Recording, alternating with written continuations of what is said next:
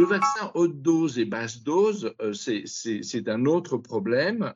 Et je pense qu'effectivement, sémantiquement, est-ce qu'il y a des vaccins finalement avec des quantités insuffisantes, etc. Non, en fait, le problème n'est pas tout à fait là. On a besoin chez certaines personnes, il n'y a pas que les personnes âgées d'ailleurs, hein, il y a les immunodéprimés qui peuvent être très jeunes.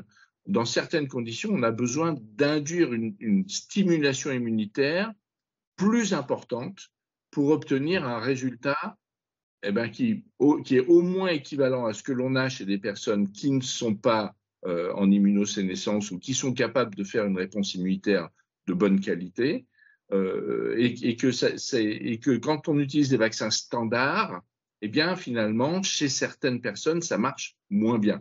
Et donc, on rentre dans un concept qui, à mon avis, est quelque chose vers lequel on doit évoluer. C'est une certaine personnalisation de la vaccination. C'est-à-dire qu'on ne peut pas penser, en particulier pour les vaccins sur les virus respiratoires, que tout le monde est équivalent en termes de réponse immunitaire et en termes de risque d'infection vis-à-vis de ces virus respiratoires. Et donc, il y a peut-être un jeu de personnalisation à faire sur ces différents vaccins. Alors, on a un choix.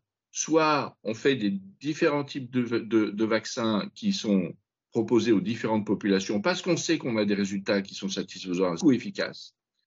Soit on considère qu'on reste avec une vaccination et un produit unique, entre guillemets, toujours le même, ce n'est pas le même fournisseur, mais c'est toujours le même.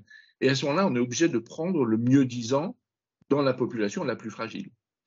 Et donc, c'est là où il y a peut-être un équilibre à trouver, mais ça change un petit peu le dogme de la vaccination qui utilise le même vaccin pour tout le monde.